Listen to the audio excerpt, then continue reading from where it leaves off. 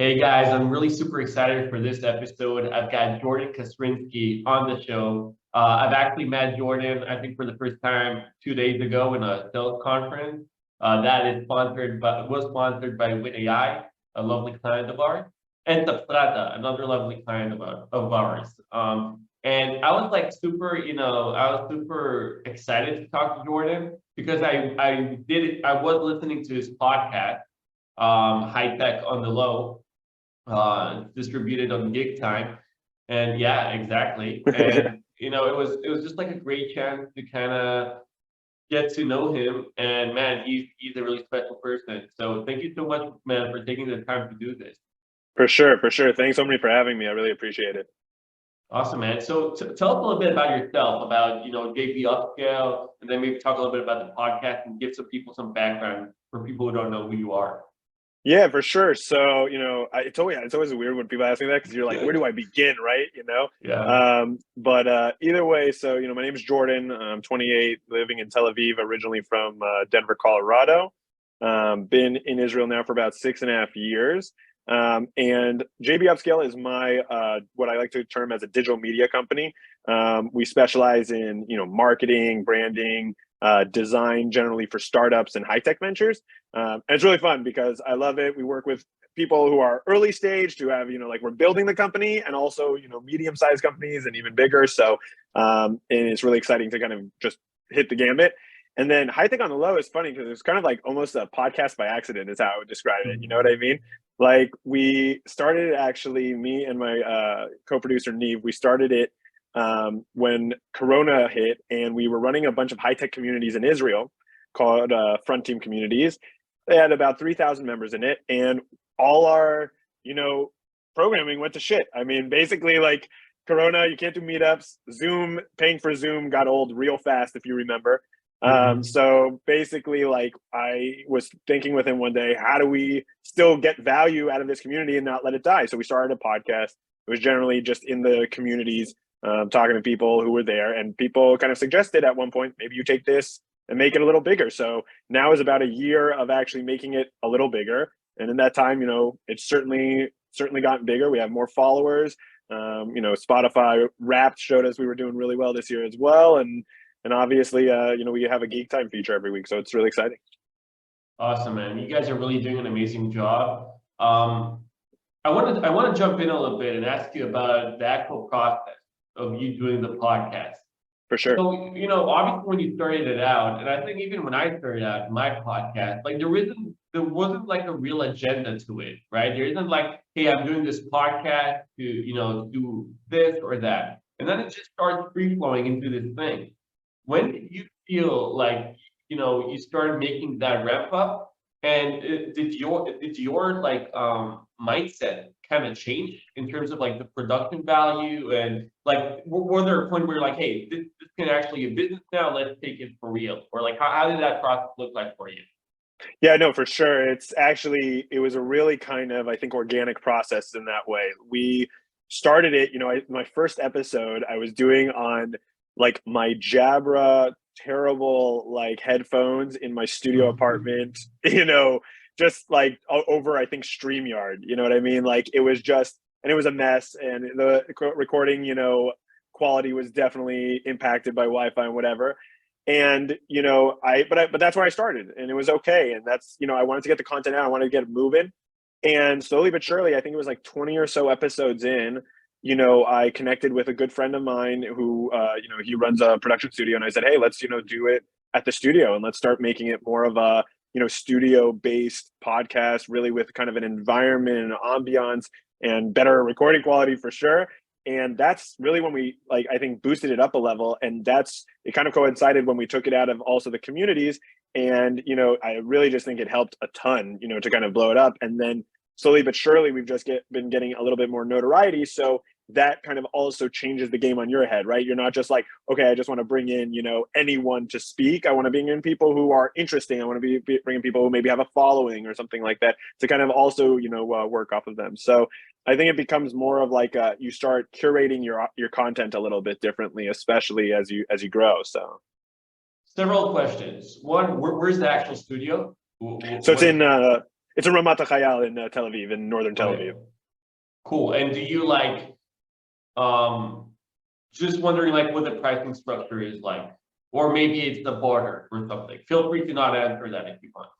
Yeah, no. So basically, we work with them on kind of honestly. So the studio, I'll give them a shout out right now, is Black Box Studio, and make excellent video productions as well, and audio. And basically, what we do is I have their podcast studio set up. It's basically two chairs, and we do it on a very kind of, I would say, partner basis, with the goal of them trying to help me grow my podcast and me trying to get out there and just do more stuff. Also, it's been kind of beneficial for them because I actually think by me starting the podcast, some people come in and they're like, "Oh, so you guys do podcasts here, right?" And then you kind of build this whole other mechanism of business for them. So 100%. And look what we're doing in this conversation. We're mentioning them. People are probably going to hear. They're going to check them out. They're going to Google them. We brought them some nice traffic. there you For go. sure. There you go. So, what's your process like when reaching out for interviews? Have you able to kind of optimize that? Yeah, so I actually that is so real because that's like such a process. I think people like don't get that, I mean, you probably get it, like I talking get to the it, yeah. person.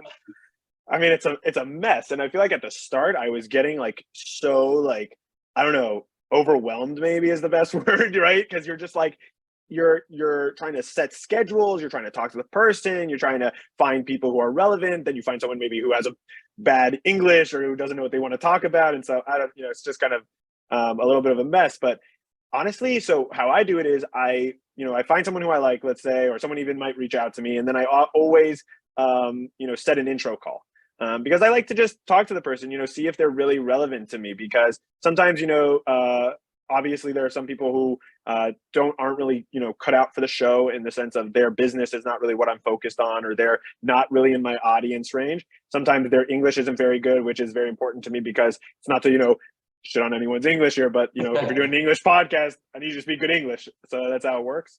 And I just need to make sure that's kind of the thing, and it kind of filters them. And then from there, it's just an easy setup process. But I've also found that having that intro call is really key, because you really like learn the person, and they kind of have a connection with you before you record, which I think sets the stage, to a better, more comfortable level, so that you can actually have a good conversation. Interesting. I'll add to that and kind of share my personal experience, and I don't know if you can relate to that. I'm sure you will in some sense. So when I started a podcast out, probably like a few years ago, I really started out with a lot of big guests. Like I got a lot of big guests early on the show, and then I started getting pitched by a lot of PR people. Obviously, I do people like our agency does PR as well. I think we do modern PR, which is I think better than the way previously PR has been done. But I'm sure you also get a lot of like pitches from PR people. And when I started out, I would probably say yes to probably like 60% or 70% of those requests. And then I started building a standard for that. I think exactly like you talked about. And my standard was not how relevant, of course they needed to be relevant, but they would usually be in tech or business anyway. Sure. But what was my key standard? My key standard was they have to own distribution. So okay. So they have to have their own distribution channel. It can be a big following on LinkedIn, on Twitter, on Facebook, some sort of Facebook community, some sort of maybe their own kind of newsletter or something like that. And I would literally judge people based on that. So for instance, I would even prefer to take, let's say, interview like a CMO who has like a big following, compared to someone who might be, a better fit for the show, but doesn't have like a distribution. And that really showed, because I understood like the modern digital game, and like I'm sure you do. And that really helped amplify, the podcast. So I'm really interested to hear like what your 2 cents are of that kind of strategy. 100%. I mean, listen, I get pitched all the time by PR people all over the world, right? Like all over the world. I mean, I don't even, they find me on, I don't even know where they're finding me, but they're just finding me. And to be honest, yeah, it's like I realized, just like with you, you need to more, everyone, I had an episode once, and Hillel Fold, he was on my show. Hillel Fold, and he was on my he's a show. good friend. Yeah. There you go. So he was on my show, and he said something like, he said this great line. He said, everyone wants to be on an interview because everyone wants to show their mom, their dad that they're on an interview, and everyone wants to have that. So of course, everyone gets in touch with you, and I don't want to be the everyone. I'm not doing a favor here. You know what I mean? That's the one thing that it is. I'm not doing a favor. I'm trying to build a channel that people like and love and get value from. And so I don't feel like I can just take everything. I definitely have to have that standard. The digital following is interesting because I've also found interesting little bits of, like, sometimes you'll get someone with a huge following and then they just don't share it, or they don't do anything, right? Exactly. Or they just let it die. And you're like, but dude, like, what happened, man? Aren't we on the same side here? You know what I mean? Like, come on, how hard it is. I mean, like, listen, at the end of the day, podcasting, unless you're really getting to those huge numbers, it can be a bit, it's hard. And you're often like trying to, figure it out. So, I hate that stuff when it happens. I just had that the other day, even with an episode. I was like, the person's asking me for all these things they want back. And I'm like, whoa, where's your promotion? Where's your sharing? Come on, like, let's make this a collaborative effort, Dude, I love this. I can so relate to this, man. I can so fucking relate to this. So I'll give you an example. Like, dude, like, the person you're interviewing, like, you already took the time, like, to do this. You are doing it for something. Like, you have an agenda to, like, showcase people that you're interviewed on this show and to showcase your expertise. And then they do one or two of this mistake. The biggest mistake is not sharing it at all. Maybe just, like, commenting, and, like, it's like an ego play. So, like, I'm not going to share, but I'm going to comment. And then there's the second mistake, which is insane. Like, if you understand marketing, is they just share the link. What do I mean by that? They share your post of it. Like, I would share it on LinkedIn, they would share the post.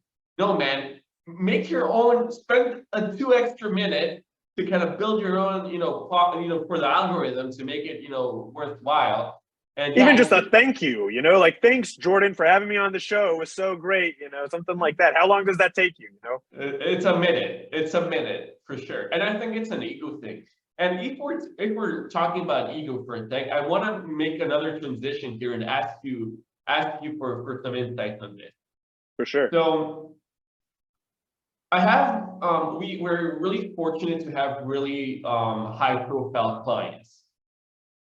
But even if they're high profile, some of them are people that I think are overanalyzing everything in terms of, like, of everything. So I'll give you an example. For sure.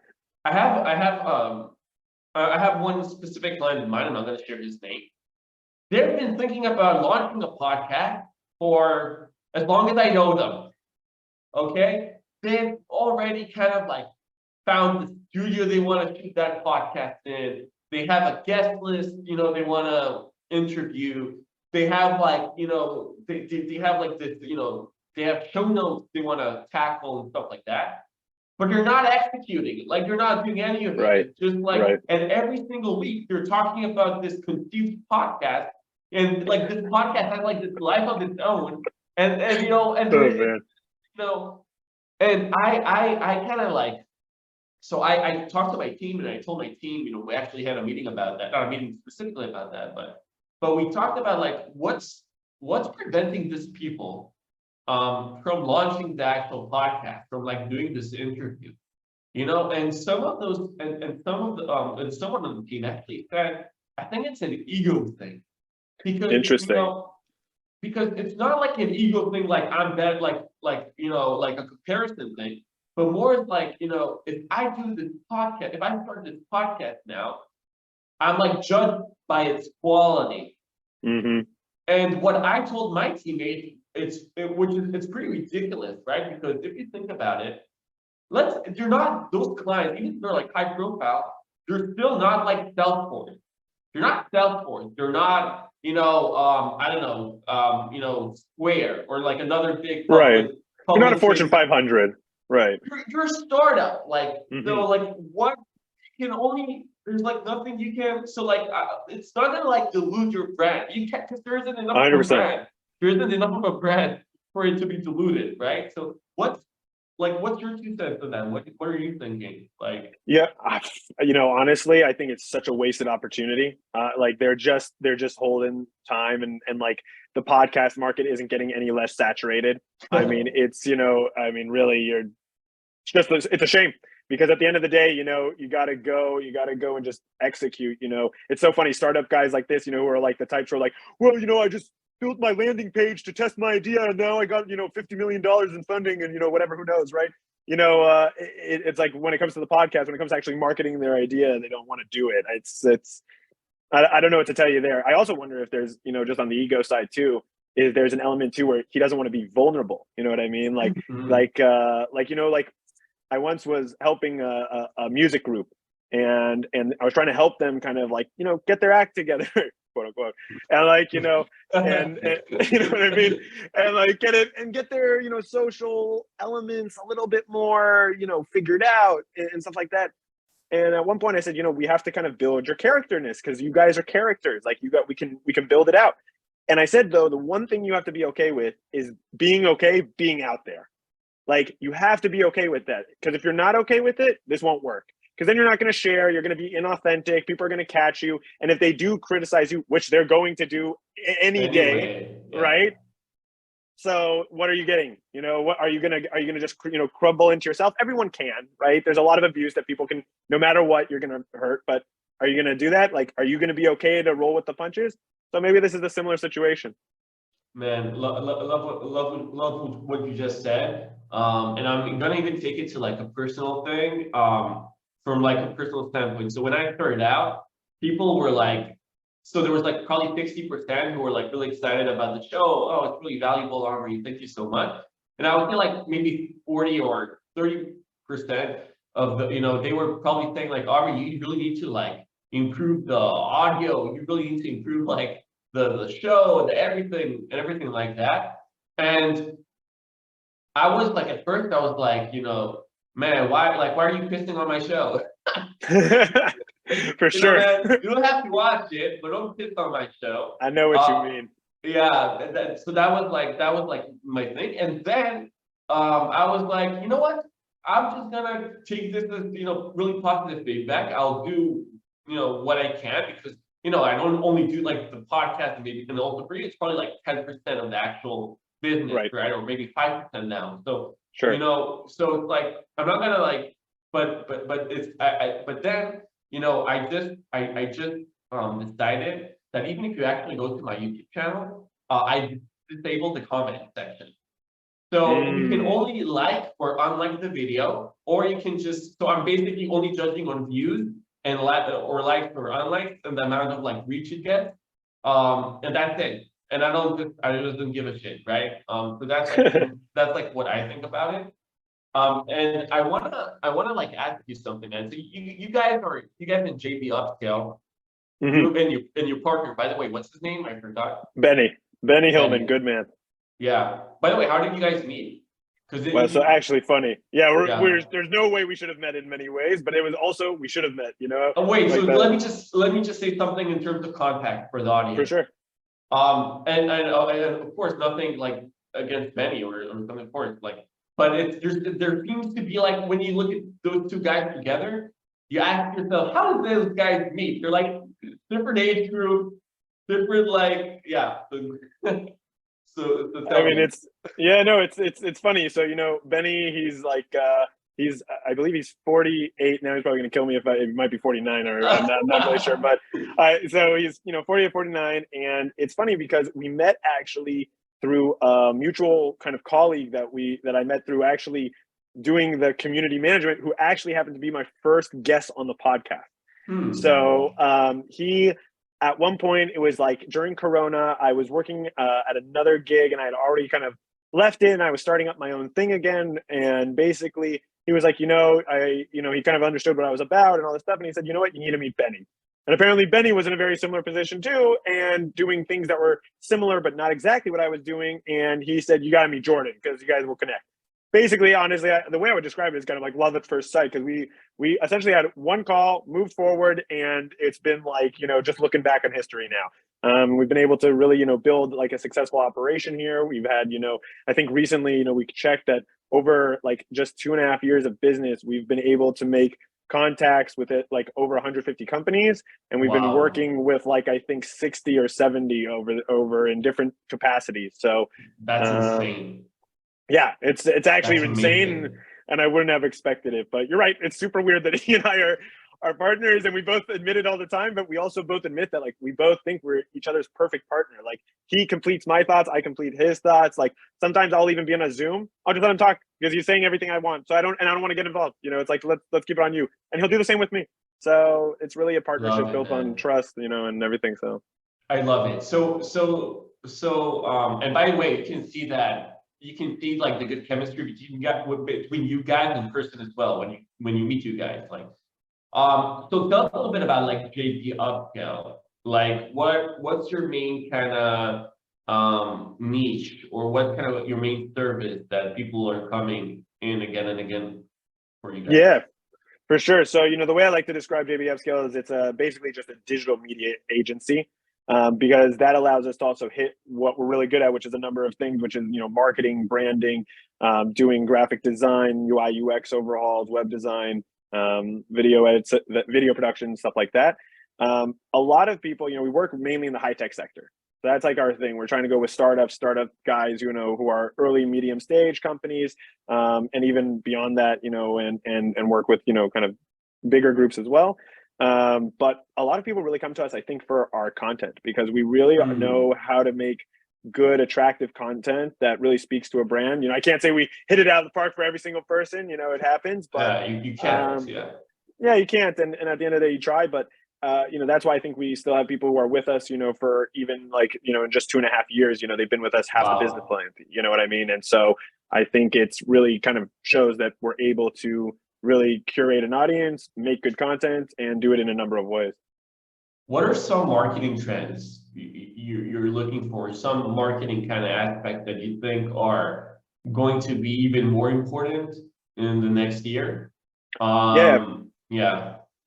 for sure. I mean, I think specifically, you know, one is this whole AI, you know, kind of revolution we can say that's certainly going on in the last few months, which is, you know, between ChatGPT and then all the other solutions out there that people don't even necessarily know, like Descript or Jasper or other things like that, Play.ht, things like that. You know, there's a lot being done in the AI space that will make marketing both easier, but also allow us to expand beyond like Hmm. anything we've ever been able to do before. Like, you know, think about what really AI can do for you. I mean, I think the bounds are endless, and I don't necessarily think it's going to replace all of humanity. Certainly going to replace some people, but not everyone. So that's definitely one.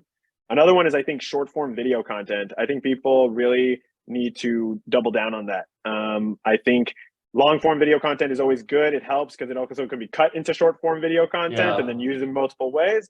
But like people who are not, you know, at least putting out, you know, some short form video content weekly, I think are really missing out. And you know, because you also, you know, it's not just TikTok. You know, you have Instagram, you have YouTube, and you have even LinkedIn, which has started kind of really seeing more video growth. So Hmm. I think people need to get on that. And then the third thing that I actually think is kind of platform specific is this whole new thing with TikTok, and it's kind of being banned in certain ways. I'm Hmm. very interesting to see how like the we could call it the info wars of the future play out, because this is definitely, I think, something to I can't really tell you what the trend's going to be on that one, but I can tell you that whatever's going on between the US and Europe and China and TikTok and how that's being used as kind of this proxy between that, it's going to definitely affect marketing. So it remains to Do be seen. you do you guys do you do TikTok for yourself, or? We do TikTok. We work with clients on their TikTok channels. We've grown TikTok channels, you know, from zero to, you know, a few thousand, tens of thousands even. Wow. And so it's definitely something we were able to do. But you know, that doesn't necessarily mean that everyone wants that service, and that some people don't like the, you know, the security issues behind it that are perceived and whatnot. So You know, I kind of like 1 year ago, we started doing some TikTok stuff. Um, and I wasn't consistent with it. And I just like tested it out, didn't mhm. feel so comfortable. Usually when I choose something, I can be really, really consistent and do it for like years and years. But I just didn't feel comfortable in that setting. Maybe we should kind of maybe our team should kind of think about it again. How would you advise us to like think about it? like in terms of like building that strategy. And just for some context, so we probably do this weekly, like this weekly like show. Sure. It's long format, 30 minutes, 40 minutes. We also have a client called Pitch AI. So they have an amazing like new video tool. Maybe you should check it out as well. Yeah, I might. And yeah, like what I'm feeling that takes a lot of time is the actual like editing and cutting of those short videos. Like, what's your advice for us? Yeah, I know exactly what you mean. That's definitely time consuming. I thankfully have a team that helps me with that too. So at least, you can definitely, kind of source it with your team. I think it's really key to just, what it is. You have to, I mean, everyone's going to tell you have to make good content. It has to be valuable. It has to have things that are sharing. Okay. So like, let's put that aside and assume that that's what you're doing. A lot of it is, I think, finding the stylistic algorithm that actually works on TikTok. Because there are elements, based on whatever industry you're in, that it comes to kind of, figuring out how you're going to cut it. Are you going to go fast? Are you going to put words on there? Are you going to cut to, stock footage that's going to help explain something? Are you going to is it all going to be about you? Are you going to have a spokesperson for you, right? Stuff like that, and understanding those types of algorithm elements, and then how to cut appropriately, whether it's zoom in, putting it to the beat, things like that. So just doing that type of stuff, I think, is really key here to really grow on TikTok. That's beyond anything that someone would tell you about making good content, because there is an element to like getting the algorithm down, to figuring out how the style is meant to be on TikTok versus Instagram versus LinkedIn. I can even prove it to you. Just the other day, I uploaded a video to my TikTok and to my LinkedIn. Same video, one without text on it, and that was kind of like flashy, and the other one with text on it, that was not. The one with text was on TikTok, the one without text was on LinkedIn, and they both performed well. And it was funny because the day before that I did a test, and I did kind of one with the text and without the text, or with text on both platforms, and on LinkedIn it performed less well. So to me, it taught me that there is an element here to learning, more the platform. Obviously, I've done a few other tests. I wasn't just one. I'm just giving an example, but like that's something like, you can kind of figure out and then try to adapt to the platform. Okay, another really important question. So I don't know how important it is. It's important for me because I've been trying to figure it out. On Instagram, we're seeing like the do you follow like Alex Hormozzi? No, Or Alex, no? who's that? He's like, you should check him out. He's like a business influencer, like really great content. Oh, check him out. But I'm seeing so basically on Instagram, like I'm seeing a lot of influencers, they have like this caption where it's like on point. You know what I mean? It's like big, big text, jumping and like with like emojis and stuff like that. And everyone has the same thing. Is there like a specific app or platform that does it? That specific tone? I mean, honestly, yeah, there are, because these guys are also sharing a lot between them, and also seeing what they're using. There's definitely a software for this and applications for it that they're using and using to actually make the content. But also, I think this is something like that you see that people figured out a certain level of the algorithm or of the secret sauce. And it works.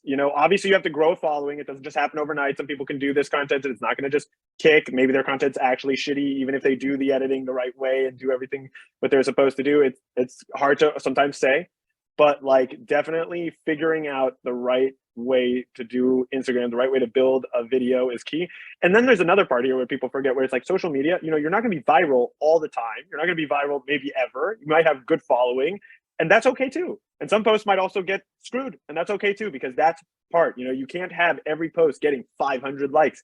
I wish you did, but you might not. Maybe because of the posting, maybe because of the algorithm, maybe the time you posted, maybe the day of the week, maybe there's a game on, maybe FIFA's going and no one's on social media. I mean, who's to know? So I think that's something also to look at social media sometimes. So don't be down on yourself.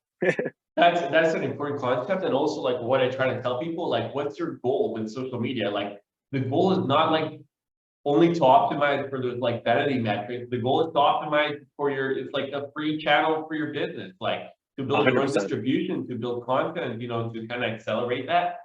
And we touched a little bit about how like a lot of people share those like insights like, you know, in a group, in a pod, maybe stuff like that. We see that a lot on Twitter, for example. And I want to take it to, I want to ask a little bit about networking. So you're obviously like a great networker, and and I'll tell you something. So people sometimes ask me that. They're like, Omri, you're great at networking. Can you give me some tips? And I tell them, listen, guys, I don't even know that I'm networking. I don't think I network at all. Like I go out of the office like once or twice a week, maybe. Like everything is like through, you know what I mean? So like, and like I've always thought like, I'll say it this way. There's some people that come to an event or on LinkedIn or whatever, and you see they're networking. Like they're came here to network. So in the event that me and you were together like a few days ago, dude, someone spammed me in real person. You know how like let me explain. You know how like you get spammed on like LinkedIn DM, like I'm blah blah blah blah. I do this da da da. I was literally talking to someone. Someone stepped into my space, and he was like, "Hi, my name is this and this and that. We do this and this and this for this and this and that. Can I help you? Yeah, do you think this is relevant for you guys?" And then I told him, "What? I don't know, not in the moment." And he was like, "Okay, great to see you. Let me know if you want to." And then he just left. He literally, obviously, this guy was like, wow. He probably needs to work on his social signals and stuff. But he literally found me. He literally did that in person, which was really funny. But yeah, what's your take on like networking and all this kind of stuff? Well, that's terrible what he did. It sounds like beginning sales like etiquette 101 anyways. But I guess networking for me, my take on it is that it's important, right? We all got to do it. And either whether you're introvert or extrovert, you need to be competent at, I don't know, meeting other people, talking to them, a lot of networking is just finding common ground, right? And becoming friendly with people and friends even in the long run. So I think like that's really key. But I think there's also an element of what you say there, it's like at the end of the day, like don't be a human. You know what I mean? Like be a human. Don't be a bot. Don't be a networker. Be a person who can talk to me, find common ground, speak about something that's interesting for a few minutes and, move on and maybe we'll connect for a coffee. I mean, listen, at the end of the day, even think about how you and I met, Ori, from Substrata brought you to me. I didn't even recognize you at first. And then I recognized you. And then we started just, shooting the crap. And now we're having a video together, and having a podcast. Like, that's how things should go. Yeah, exactly. Like there was no agenda. Like there was no agenda. Yeah, man, I think like this is like and by the way, you mentioned Ori. Ori Manol Zuckerman, for people who don't know, he's the CEO of Substrata. Super cool company. You should definitely check them out. And what they do is they like analyze nonverbal signals. And what Ori is really like what I've been talking to Ori a lot is about how like the greatest networkers or the greatest personas or the most charismatic personas, they are really natural in the way they do it. It doesn't, it's really easy to spot on someone who's like being fake or something. Yeah. So, man, this was such a great conversation, man. We can go on for so long. I just have another meeting in like a few minutes. I have to prepare for it. But I have, no problem. And you've been like super generous with your time. So I have like one last question for you. No problem. And maybe you can come in for another episode later on and we can continue. Definitely, you got to come on to mine as well. Let's do it, man. Let's do it for sure. What are some like of your favorite like book recommendations? And it can also be like content recommendations if it's like a podcast or something. Sure. So yeah, I'll give you, I guess, like I'll give you, two books that I particularly really like right now. So one I was reading this year. It took me a while because it's a long book.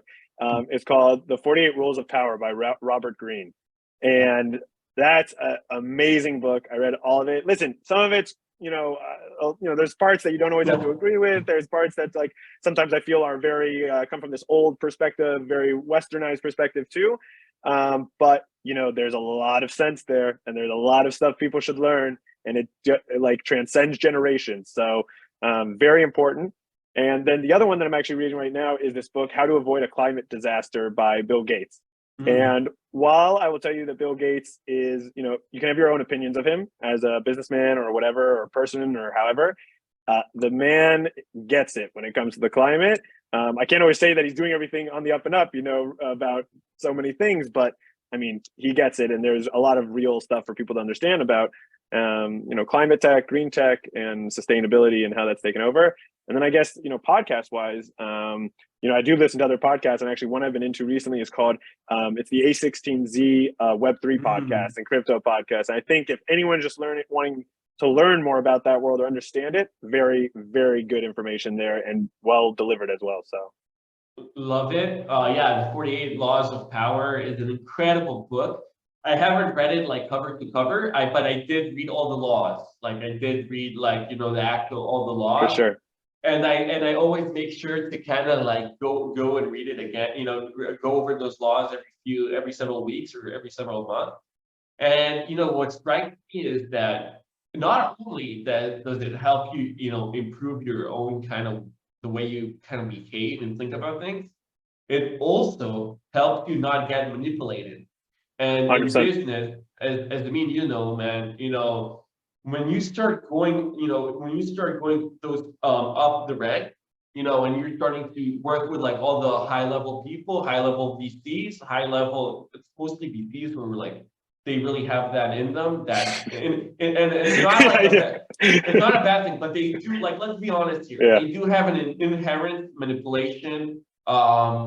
The way because the whole thing is kind of like manipulated in a sense, in the way they kind of do things. It's not only VCs, there's also some entrepreneurs like that. And even some of my clients. But it's deal making at the end of the day. Even I'm like that, and you're probably a bit like that. 100%. That's just deal making at the end of the day, you know what I mean? Exactly. And as you go up those ranks, you really need to understand, wait, is this like, what's his agenda? How is he playing it? Did he like miss my calls on purpose now because he has something he wants to get the leverage? Is he pushing hard right now? Is he stressed? So maybe I can use that to my advantage right now. So like this book is really important to kind of like understand this concept. And a lot of people are critical of that book because you're like, hey, like I'm a good person. I'm a great person. I don't manipulate people. I don't. But yeah, even without noticing, you kind of do it. In certain elements of your life. And he addresses it in the book too. He actually says that to people in the book. He says it doesn't even matter if you count yourself this, that, the next thing. This how it works. Like this how it works. Like you can ignore them, you can do it. And he also does a great job because he also shows how people screw up the laws, don't listen to the laws, and listen to the laws and stuff like that. And it's okay if you think you're a great person. You can still be a great person, still listen to these laws because this is just a certain element of human nature. Do you think I should read it cover to cover, like the actual expansion on each law? Do you think like I should? 100%. I'll tell you why. He sometimes he has a law and you don't understand it, and then he goes through it, and not only that, he goes through it using historical examples from as long ago as 1500 BC to literally in the 1950s, 60s, or 70s, and he'll do it from also different cultures, and it'll just prove that it's like this isn't culturally specific. This isn't time specific. This is something that's all over in different iterations. It's not the same each time, but it's the same principle. I love it, man. Robert Greene is phenomenal. I also follow him on Twitter and like consume like his tweet. Man, this guy, he knows, like he gets it, man. He gets it, and he says it like it is. He doesn't bullshit. He doesn't have like this. He doesn't bullshit. He doesn't like. He tells exactly what what it like how it is. Yeah, man. So really great recommendations, dude. Thank you so much for taking the time to do this in such a short notice. And man, people like the audience should follow you, on LinkedIn, obviously. Check out High Tech on the Low. Check out JB Upscale. Follow their LinkedIn company page. They actually have really interesting content on the company page. You guys really put yourself out there instead of just like, this like company, this corporate kind of thing. Yeah, So of course. yeah, man, thanks a lot. Thank you, man. Appreciate it, man. And we'll get you on the show soon too.